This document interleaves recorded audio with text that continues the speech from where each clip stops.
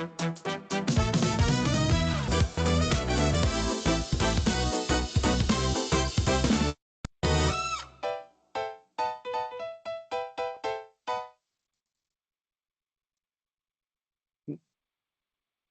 to Beyond the Window, the podcast that helps you think beyond the products and focus on skills, mindsets, and strategies that drive sales and dealer partnerships. Stephanie, welcome. We're back for another episode. So today we are picking up right where we left off from episode 3, where we built trust. Now we're going to show the TSMs really how to use it. What do you think? I think that sounds great. So last episode, we talked about the 3 drivers of building trust, which are credibility, reliability, and intent. We talked about how to build it. We talked about how to protect it. And really, we learned why dealers give more business to the people that they trust the most. True. And so here's the one thing. So trust unlocks real conversations, right? Mm-hmm. So, and then real conversations unlock what? Real opportunities, right?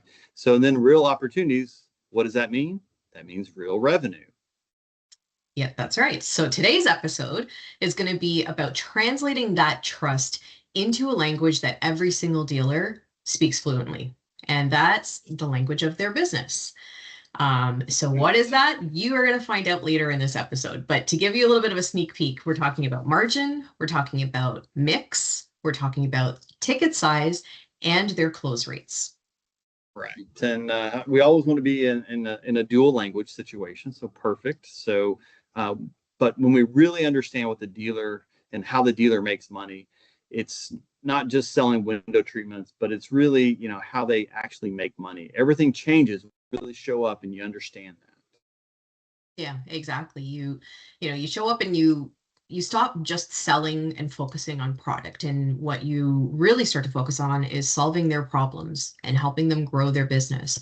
And really, that is a completely different conversation, which I'm really excited to get into. So I think we should just dig right in, Shannon. All right, let's do that.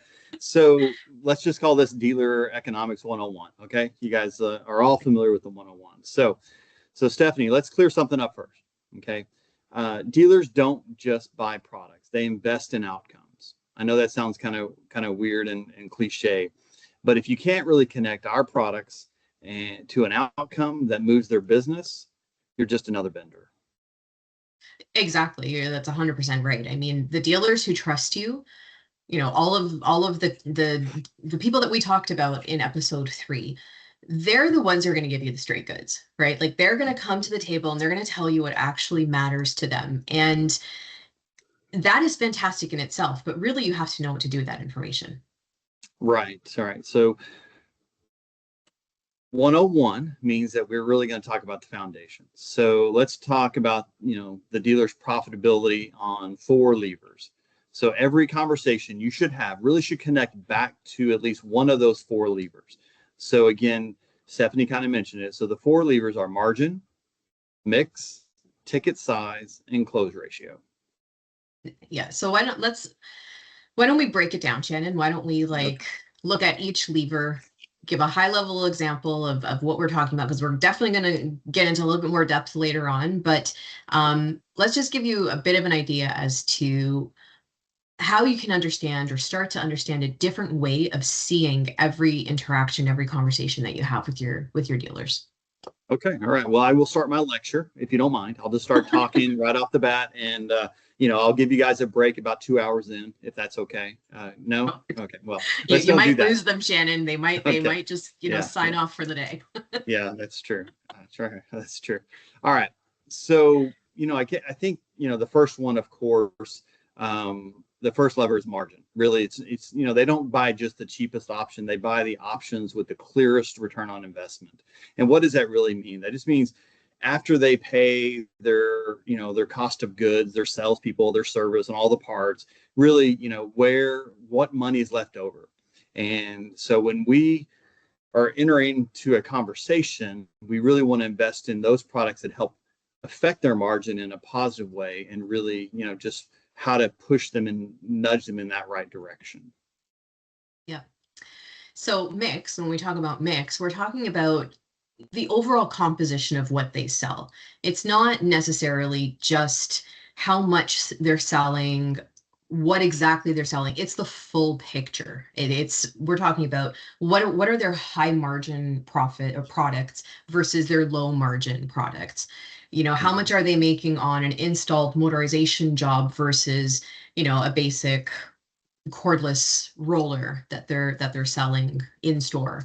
We're talking about big projects that they're winning versus projects that they're missing out on, and what's causing them to miss out on some of those bigger deals.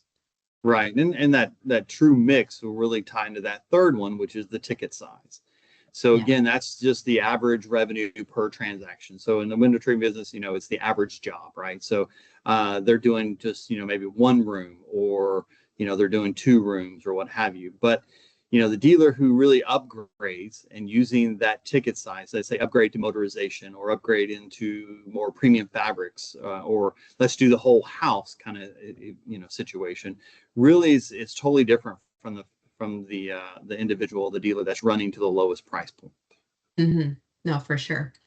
And then that kind of takes us into the fourth lever, which is close rate, which is one that we hear about Oh, probably yeah. more often than anything else, I would think. When we're talking about close rates, we're talking about opportunities that actually convert. So showroom visits that turn into orders, quotes that turn into actual jobs, follow-up calls that their salespeople are making that actually get answered. Yes. All of that impacts their close rate. And we're gonna dive into that a little bit, and we're going to learn how to speak their language when it comes to all of these levers and have insightful and intellectual business conversations. Gotcha. Well, I think it's time. Let's go ahead and get into our most favorite segment, which is the guest perspective, right? So Stephanie, let's go ahead and ring her up and see what All we can do. right. But we wanted to bring in someone today, guys, that really speaks the language of our business economics and sees how this kind of plays out every day. She knows what it looks like when a rep walks in speaking the language, and what happens when they don't. So really, today joining us, I'll pause for a moment. You're pausing for suspense. I am. I just added suspense. Here we go. We're going to pause just for a moment. So She should be our joining in any wonderful. moment now. Oh, that's all right. So at this point, guys, this is where it is not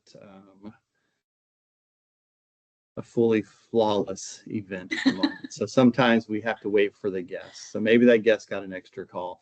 Oh, never mind. There's She's our right wonderful there. guest. Hello. Hey, so to join us today is Lindsay Schulke. She's the National Director of Sales, Sunsetter Awnings.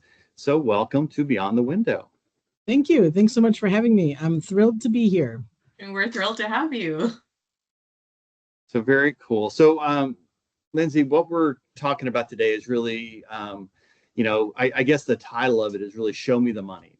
And so when Stephanie and I were talking through it, we were like, okay, that's definitely, it's not outside of a 1990s or 80s. I don't know when the movie was, but we don't want to necessarily go there. But Stephanie and I were thinking about, then we came up with your name because I think looking at you, you definitely embrace that. So we're kind of talking just more the dealer language, where we're talking about margins, we're talking about mix, we're talking about ticket size, we're talking about close ratio, and how that truly affects everything at this point. And so, I guess to start off the question, maybe really, what does that look like from your perspective when, say, a rep does it really well, and maybe when they don't, and what was kind of the different, how'd that conversation go? Yeah, absolutely. So just a little bit of background about me. And again, thank you for the opportunity to share. I think preparing for these calls is always fun because you have to go back and ask yourself if you're really a subject matter expert and deserve the right to be on the call.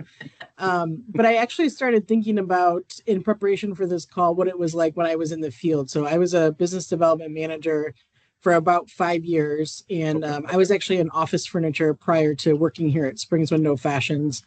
And I noticed that I could get an edge on other reps that were competitive products by talking to the dealer more about what really mattered to them, which was money, right? Yeah. As much as we all love our jobs, we're all doing it for a very specific reason at the end of the day. And a business owner is no different. So I have found that the best TSMs don't technically talk about products, right? They're not in there talking about more products, but they're in there because they know how to help dealers make more money. So that's kind of the thesis statement, if you will, of both my time as a representative supporting dealers and local relationships. And then when I started thinking about that more broadly as the director of our public sector sales business, I was actively working to negotiate contracts to give dealers more and better, higher margins, knowing that they would prioritize our products if we were able to deliver meaningful revenue. And then I would say throughout the course of my career that even evolved further to think about like things as an inclusive package, right? It is more than price, even though that is part of the equations. It's things like premium partner programs and how do I support training. I'm fortunate to lead an organization that does a significant amount of lead revenue for our dealer network. And so naturally there's margin enhancement there, right? Because we're generating leads for them. So to be candid, this shows up everywhere. It shows up in every part of how we make decisions, how we can support our dealers. And again, I think the whole point is that the people who understand this piece have different relationships with business owners.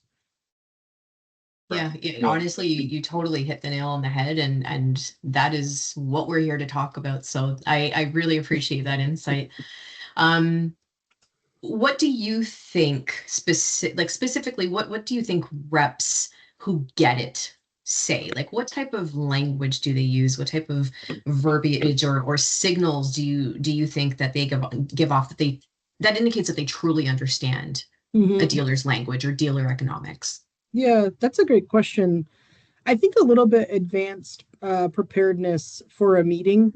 Certainly not saying that that's not what's happening, right? But I think what I noticed about my own personal journey and how I showed up as a rep when I realized I needed to bring something different to the table was I would evaluate more parts of a dealer's business prior to walking in, right? It wasn't really about the relationship part anymore. I had that part down. I knew how to be social and connect and bring in a hot lunch and conduct a great training. It was really more about what was happening outside of those interactions and looking at the business as a more cohesive package. And I was a representative at the time in the field for an office furniture manufacturer, not dissimilar from Springs, right? Had programs. They had this business investment program or business improvement program. Man, it's been a while. And that program was all about how we would, if that dealer would grow, right, we would invest dollars in their business in the form of a check. So I think the big pivot for me was staying close to those numbers and really understanding what the dealer needed to do to maximize that check, for example. Yeah.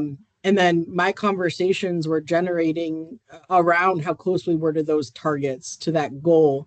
And probably one of the best days of my career was I got to deliver, and it wasn't real, but $160,000 BIP check to a partner that I had intentionally tried to grow with, right? And when you walk in with a $160,000 check, like, I mean, that's saying something, right? And so you just get that energy from the business owner feeling like you're a true partner with them because you understood their business in a different way. And so I think when you think about the tools that you have as a territory sales manager that are beyond, the products that you sell, that's the difference between maybe a standard approach or relationship driver, right, to someone who really understands dealer economics and earns the respect to be in those conversations. Right.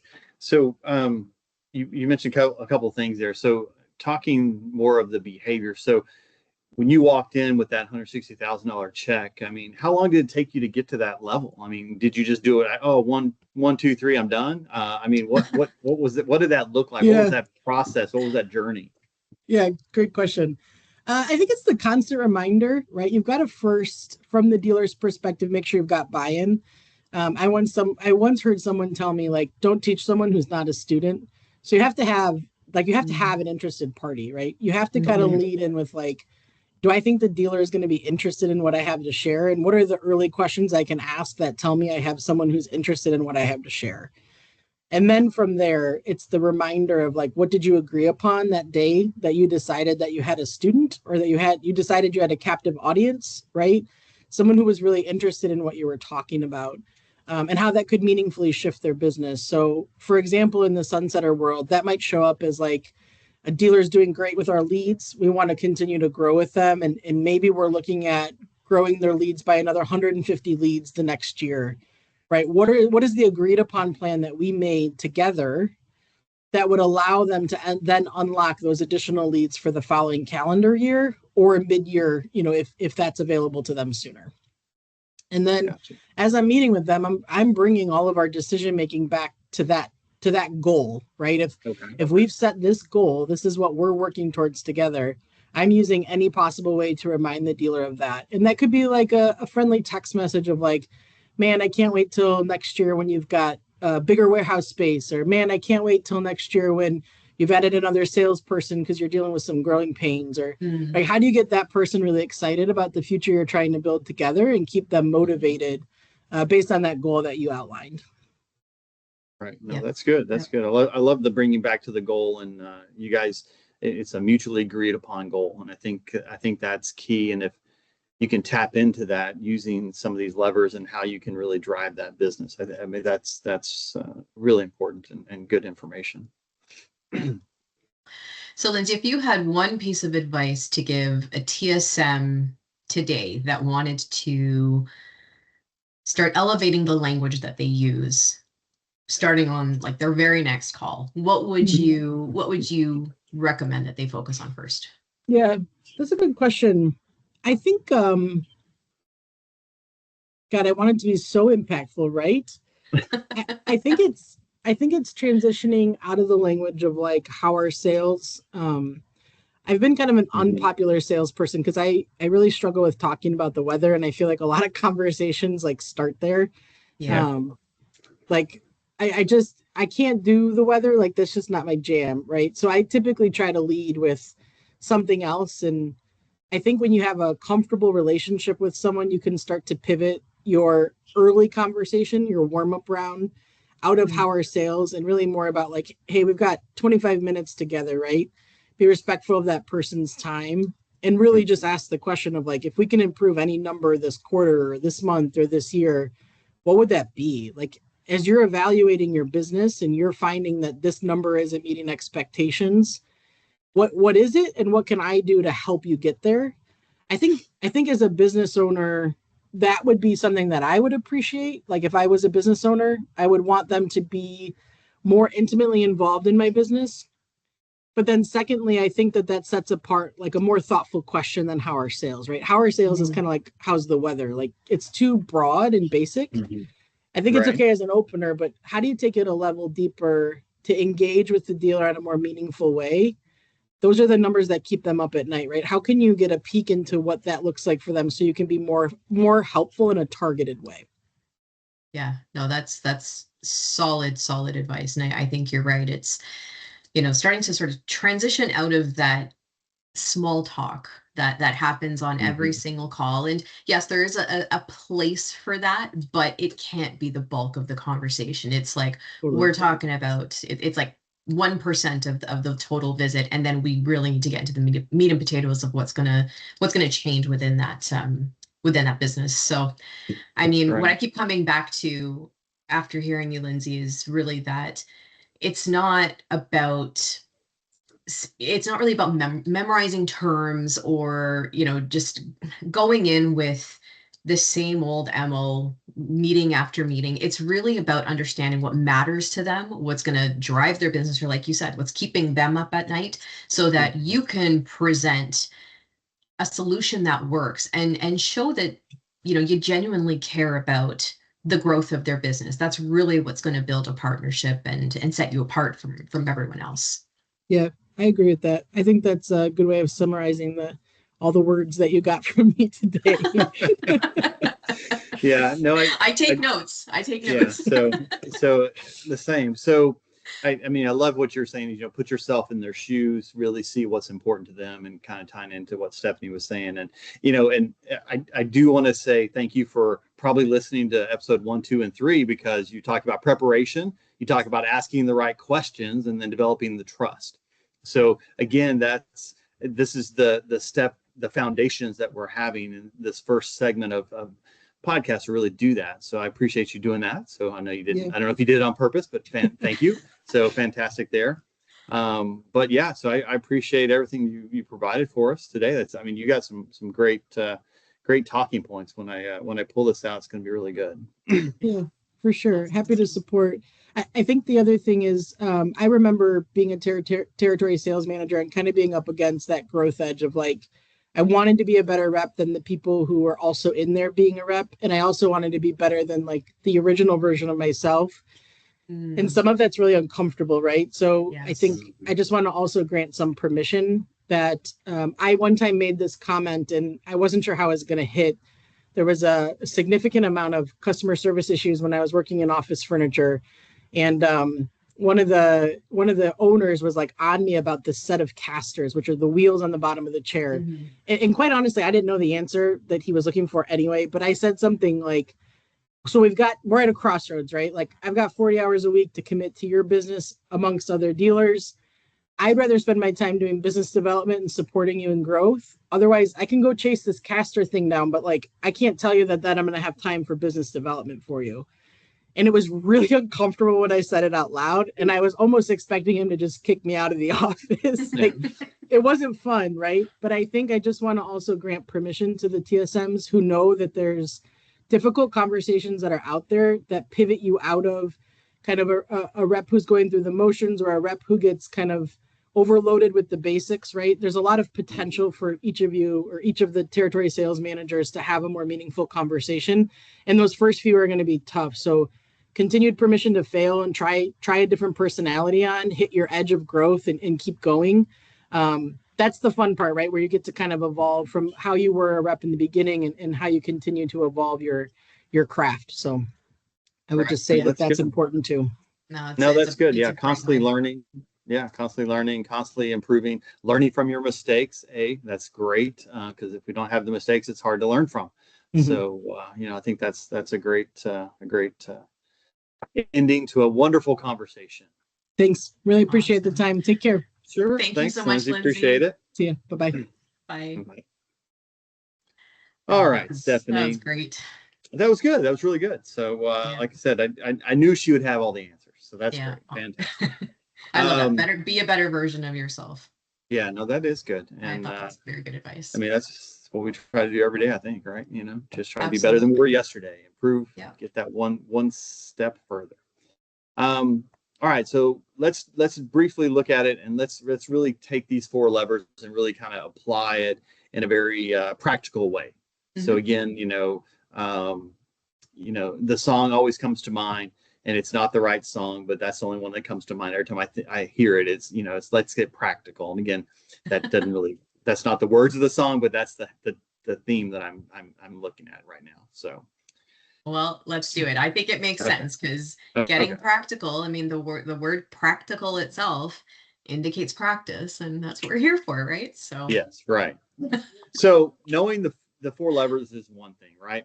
Yeah. So, but really that's kind of Lindsay was saying, putting it into a conversation is a totally different scenario. So I kind of want you guys to think about 2 things as you're out there. So let's kind of, as we go through the next what questions do I need to understand in order to know where the dealer stands? Second question is really, how would our product or our partnership really move that lever?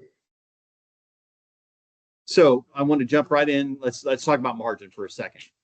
So margin really, again, really, I think the bottom line is, what's left over? What can I leverage that money for? And really, the dealer's perspective, we have a couple of different, views. So the dealer's perspective is really, how do I protect that margin, or how do I grow that margin? So that's kind of the basic of the margin story. So I was looking at all of our products and such, and again, almost every one of these can tie into. I'm going to use motorization, for example, Stephanie. So motorization. So that right now, I'm looking at. Hold on for a second, Stephanie. Why don't you go ahead and talk about margin for just a second for me? Sure. So, I mean, okay, let's use your example of motorization and the impact that it has to a margin, or to a dealer's bottom line, to a dealer's margin. I kind of think back to what I referenced earlier, where I said it's important to really understand their product mix and what comes back to them from a sale of just like a basic cordless roller or a fully installed motorization job. And we're not talking about the same margin when we're referencing the different types of products that they have. So it's important for us to really understand what moves the needle in their business, what specifically drives their profit and losses. It's not just about their order history, it's about all aspects of their business, because there's a lot of aspects that we don't necessarily see. We don't have the insight that they do in terms of what they're paying installers to go out and do a motorization job, what their what trip charges potentially will add up as things happen on the road. So we need to understand what's important to their business, what they're strong at selling and what they're not, but also where we can help with some of that margin conversation. Because yes, selling and installing a motorized blind might be a little bit more difficult than just a cordless roller, but ultimately, if it's going to drive better profit for the company, it's ultimately something that we want to support them with and ensure that they're comfortable doing, so that they are seeing higher profits and they are seeing higher returns on products like that. Right. And we're speaking more economics. You're not really just talking about the products, but really talking about how do you grow that margin? How can they make additional money? They're leveraging all of the trust they have in their customers. We're leveraging the trust we have in the dealer. So, that 9 times out of 10 really, outweighs the price. If they can really trust that dealer saying what they're doing, we present an option. We present, hey, why don't we use motorization, for example? How do we really speak that language of how to grow that margin for that particular dealer? Yep. Yep. And Shannon, I'm going to segue into mix if you're okay with it, just because it's kind of on the same, it's along the same lines of what we're talking about. Mm-hmm. Understanding the composition of what they sell is really important. I think of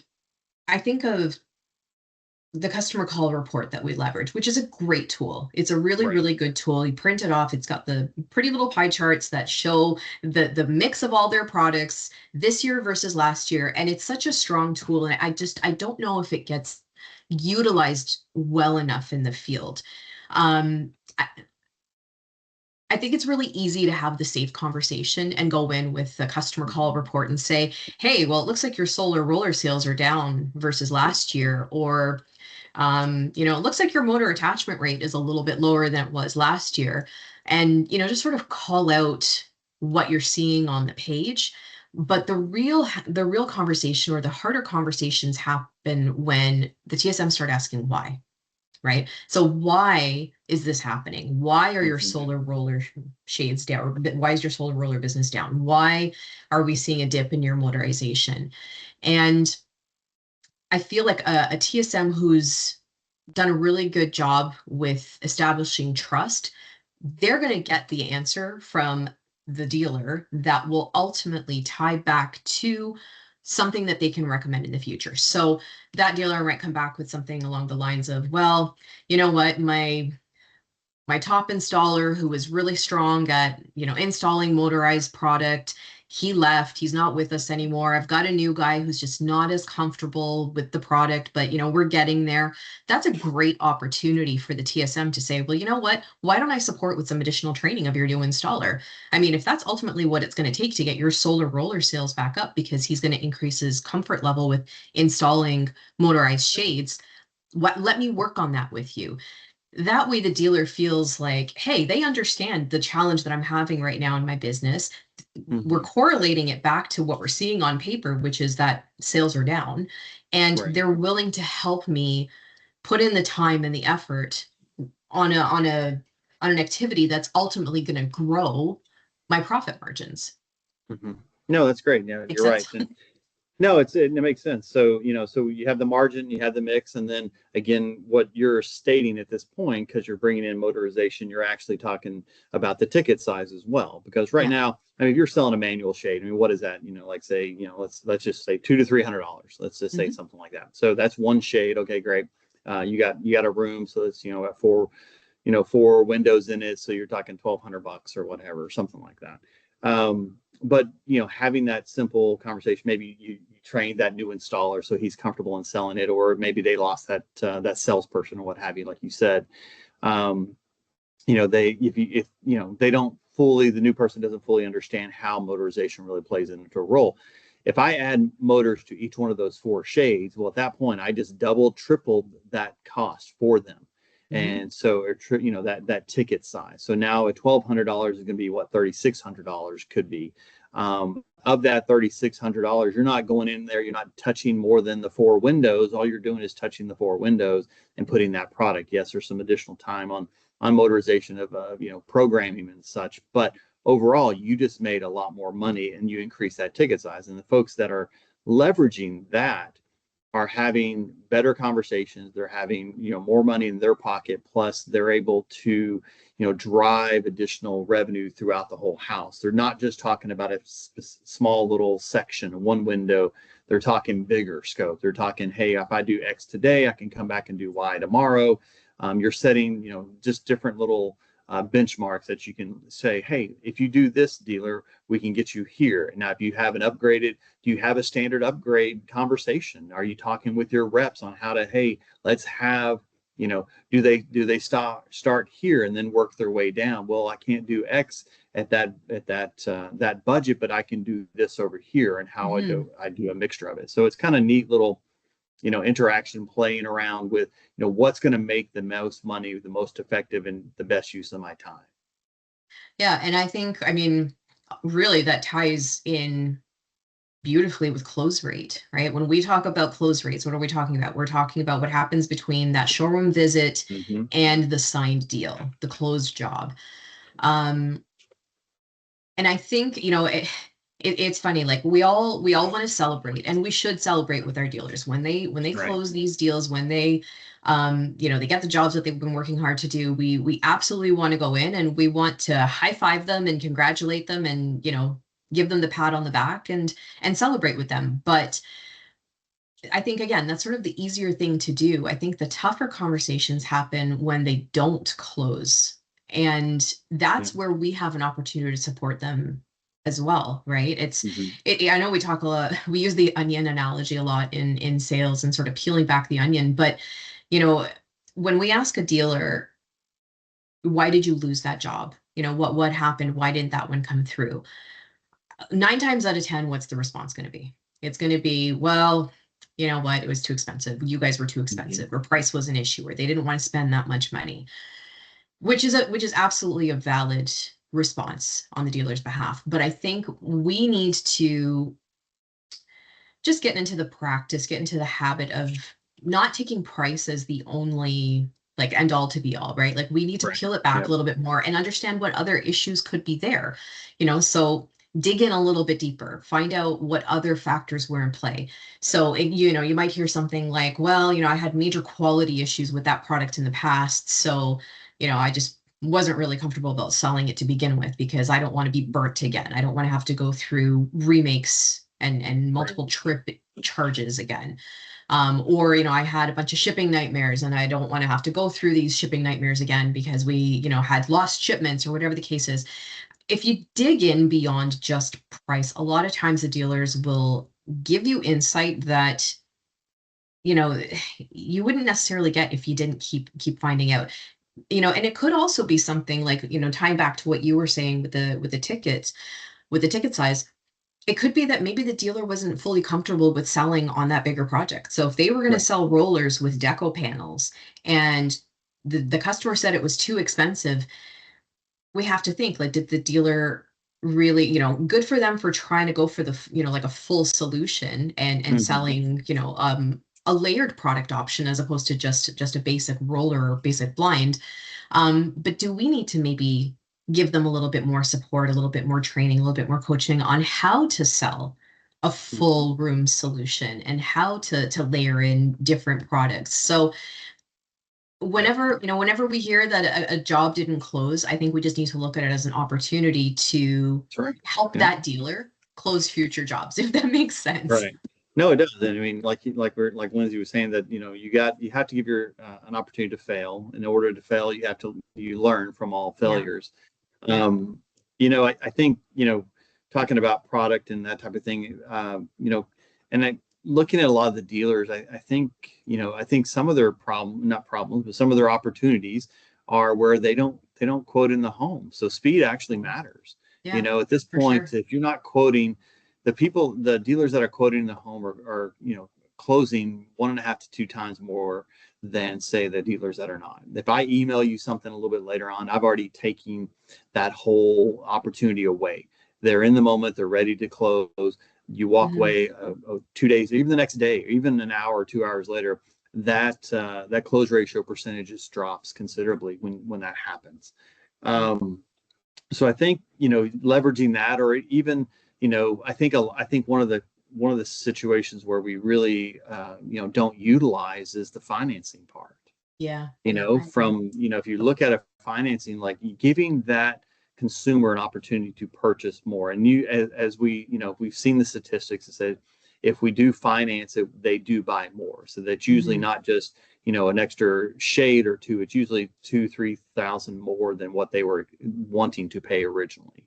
So leveraging that, giving the dealer some additional tools. How do you close in the living room? How do you use financing to help close? When do you stop? When do you say, okay, you said no 3 times, do I stop asking? Or is that 4th time, typically that 5th time is when they say yes, because on average they wait 4 times, they say no at least 4 times before they say yes. So it's just understanding that and helping, again, being that partner, put yourself in their shoes, understand what they're at, and then how do you both create a plan, a goal, a direction that you can go towards. Yeah, no, you hit the nail on the head. I mean, that's the real difference between a relationship that survives the competitive pitch, just like that typical product pitch, and one that doesn't. I mean, when a dealer genuinely feels that you can help move their business in multiple ways, but at the end of the day, it all comes back to your investment in them and your partnership and your willingness to help their bottom line grow. No competitor is going to be able to replicate that. No, not at all. And our reps are going to be better than most of the other vendor reps out there because they're having these types of conversations. And they're watching these podcasts. Oh yeah, exactly. 1, 2, 3, and now 4. Man, goodness, we've created a fantastic foundation. Exactly. So Stephanie, I know we typically go into building a scenario, and of course, scenario A is never good, right? I mean, it's A. You would think it's the first one, but that's the first time you're in. I think we just need to skip to scenario B. Honestly, I mean, I think really, what does that actually look like from a scenario B perspective? Meaning, meaning the best, right? Best practice, best experience, best overall, TSM. So. Yep. Walk me through a scenario B, since we're going to act like we did A. A was terrible. A was just very surface level. It was the conversation that Lindsay was talking about with, just chit chatting about the weather. Here's a product brochure and we're good. So scenario B is, along the lines of what we've been talking about and having some of those more in-depth conversations. So in scenario B, I've got the TSM walking in and TSM says, hey, Mr. Dealer, Mrs. Dealer, last time I was here, we talked about the fact that, you're running into a lot of jobs where it's just single room. You're not really getting full houses. You're getting just 1 room or two rooms. And, as much as you're trying to go in for the bigger sale, you're walking away with, with a smaller order, smaller unit count than you were hoping for. Has that changed, or is that still happening? It's referring back to a previous issue that the dealer was having and just really finding out if it's still a problem.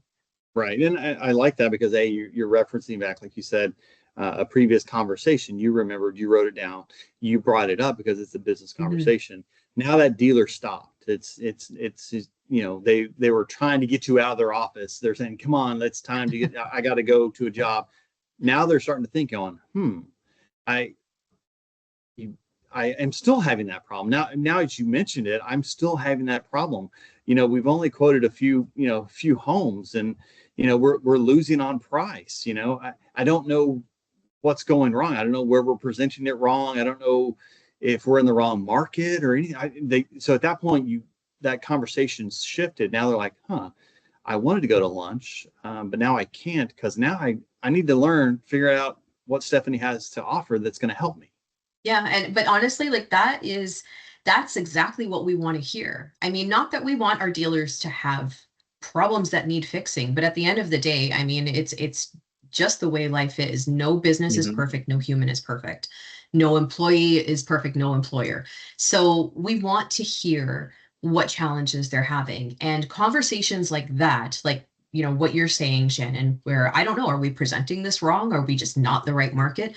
That type of conversation only happens if the dealer trusts you enough to give you that information, and if you demonstrate that you're speaking their language and that you're here to help them solve for X. Does that make sense? Oh no, it does. And I mean, so the TSM's directly connecting with that dealer. He's speaking that language at that point. So the dealer now goes, oh wow, they're paying attention. They're not here just to sell me something. They're having a product that can help solve my problem. Exactly. The difference between the scenarios is, scenario one, we're just talking about the weather, or we're talking about surface level things. We're not really getting into depth. Where in scenario B, it's language. It's not knowledge, right? You're not walking in there knowing what the problem is or what the solution is going to be.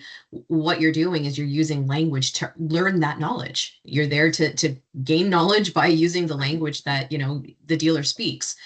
And the good thing is language is learnable, right? It's something that we can all expand on. It's something we can all develop. And, that's ultimately why we're here. So just a little spoiler alert for everyone. Shannon and I, our next venture is going to be Duolingo for sales. And there you go. That's good. Yeah, I think soon to come. It's soon to come. So part of this, that Stephanie's taking on that challenge. So it's fantastic. So she's going to Duolingo it out for us all. Fantastic. So, all right, Stephanie, let's figure out how we can create the team challenge and then kind of close this up. So, what I want you guys to do right now is just kind of think about your next sales call. So not waiting. I don't want you to wait for a long time. I want you to go ahead and maybe go out tomorrow. Really, really look at something and try to see what we can do at this point. So, so here's the challenge.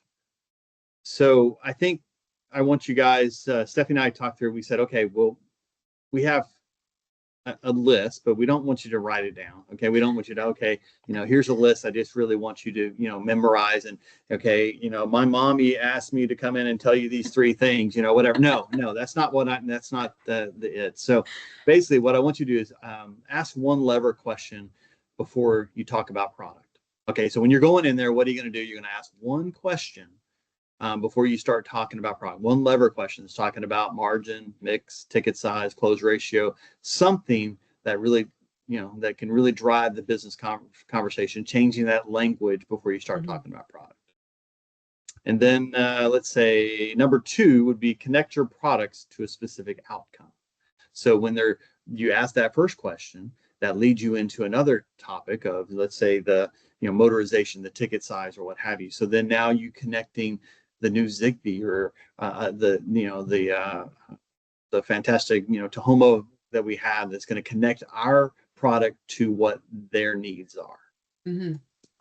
Yeah, and number 3 I would say is following up on the business conversation, right? Not just order specific, but business conversations overall, because it signals to them that you've listened in previous conversations and that you're still thinking about those conversations and ways to support the business. So, again, going back to the whole, let's just not high five them when they win a job, but let's find out, maybe what they did differently. Hey, it's great that you signed this big deal this time.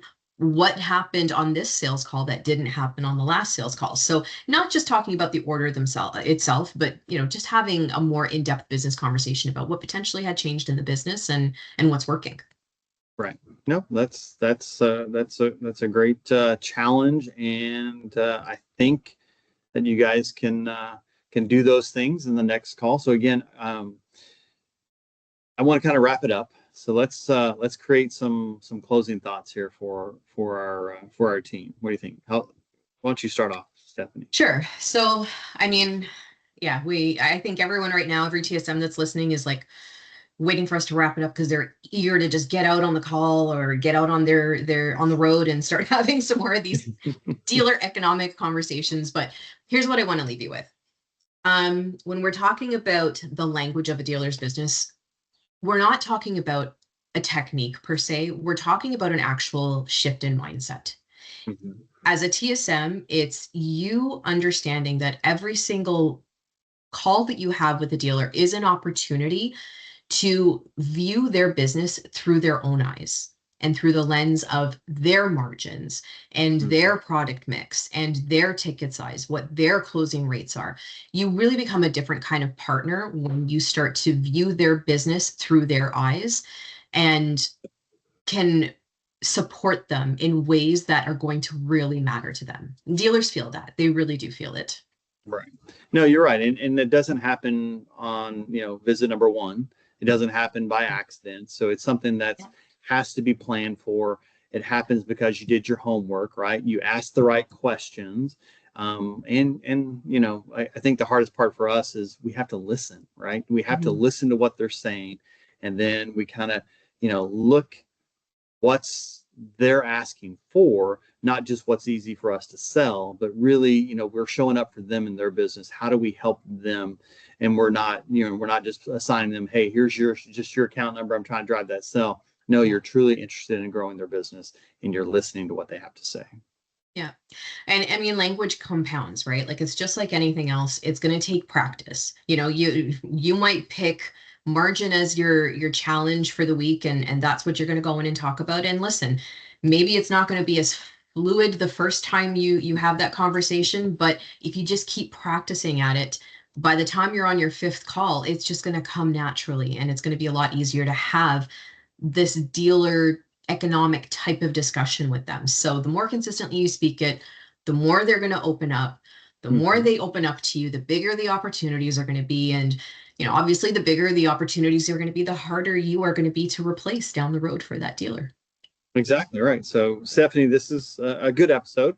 I think, we've got some big ones coming up, but basically want to kind of leave you guys with a few things. So we need to prepare. So if you haven't watched episode 1, prepare. Better questions, episode 2. Trust, fantastic episode. How do you build trust, episode 3. And now we have a different language, speaking the business economics. And we want you guys to kind of leverage all of those. And we do have our next one already kind of penciled out. So we know what we're going to be doing. So winning share of wallet, which everybody wants to increase. Yeah, so that's going to be a big one. So it's going to be a big one. You're right. And so I will go ahead and say goodbye. And Stephanie, I'll let you close it up.